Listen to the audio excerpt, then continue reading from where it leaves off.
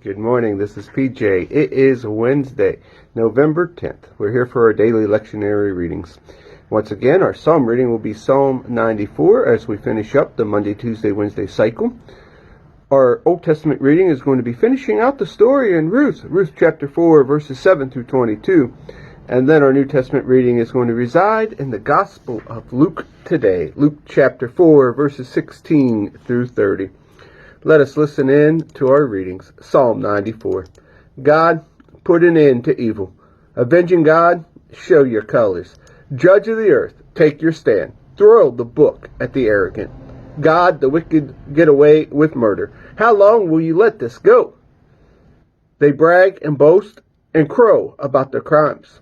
They walk all over your people, God, exploit and abuse your precious people. They take care of anyone who gets in their way. If they can't use them, they kill them. They think, God isn't looking. Jacob's God is out to lunch. Well, think again, you idiots. Fools! How long before you get smart? Do you think ear maker doesn't hear? Eye shaper doesn't see? Do you think the trainer of nation doesn't correct? The teacher of Adam doesn't know?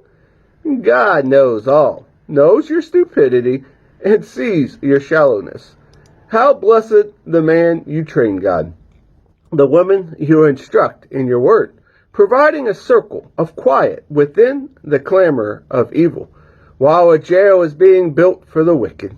God will never walk away from his people, never desert his precious people. Rest assured that justice is on the way, and every good heart put right. Who stood up for me against the wicked? Who took my side against evil workers? If God hadn't been there for me, I never would have made it. The minute I said, I'm slipping, I'm falling, your love, God, took hold and held me fast. When I was upset and beside myself, you calmed me down and cheered me up. Can misrule have anything in common with you? Can troublemaker pretend to be on your side? They ganged up on good people, plotted behind the back of the innocent. But God became my hideout. God was my high mountain retreat. Then boomeranged their evil back on them. For their evil ways, he wiped them out. Our God cleaned them out for good. Our Old Testament reading comes from the book of Ruth, chapter 4, verses 7 through 22. In the olden times in Israel, this is how they handled official business regarding matters of property and inheritance. A man would take off his shoes and give it to the other person. This was the same as an official seal or a personal signature in Israel.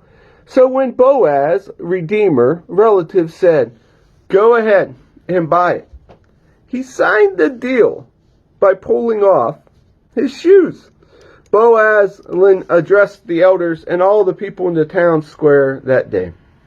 You are witnesses today that I have bought from Naomi everything that belonged to Elimelech and Kilion and Mahlon, including the responsibility for Ruth the foreigner, the widow of Mahlon.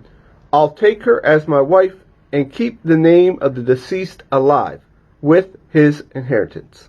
The memory and reputation of the deceased is not going to disappear out of the family or from his hometown.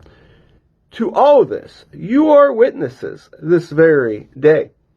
All the people in that town square that day, backing up the elders, said, yes, we are witnesses. May God make this woman who is coming into your household like Rachel and Leah, the two women who built the family of Israel. May God make you a pillar in Ephraim and famous in Bethlehem with the children God gives you from this young woman.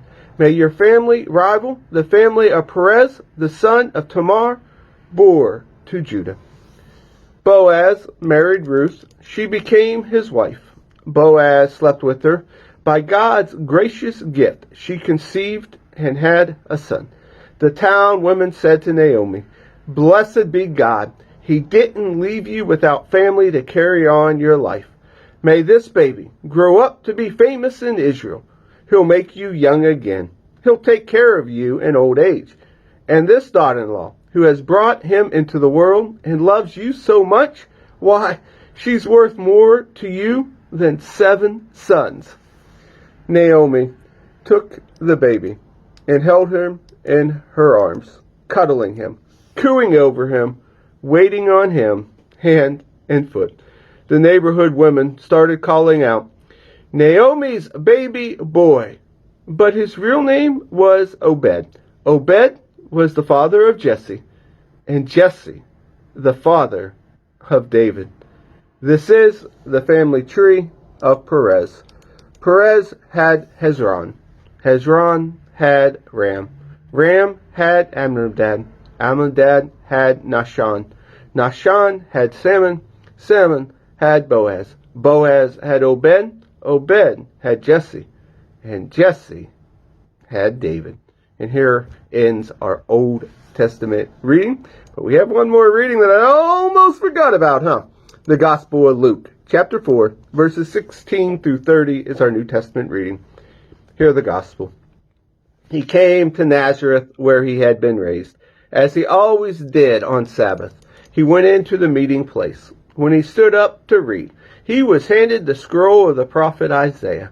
Unrolling the scroll, he found the place where it was written, "God's Spirit is on me. He's chosen me to preach the message of good news to the poor.